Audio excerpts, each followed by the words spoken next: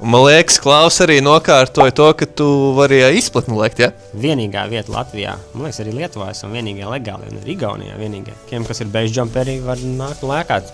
Nav nekāda problēma, no jāmokās no policijām vai vēl kaut kur, nekas nelegāli, saskaņā ar maniem nāc ciemos un lec. Šodien pat bija lietuvieši, kur pārskata, kā viņi lec, un tas ir kaut kas tāds, ko es nebiju redzējis līdz šim, bet kruta, reāli kruta. No komandas arī jums ir beidžumperi, kas lēkā? No, ir jā, Ir kautrējās, jā, ir bailīgi tomēr. Tas nav tā kā, trosi tevi noturēs, bet tur, ja tu meistarībā sačakarējies, tev var beigties slikti arī, vai ne? Kā saka, in the day when you fuck up is the day when you die. Es jau par to pašu iedomājos, kur vispār tas prāts, tā kā tur nav prāta, nē.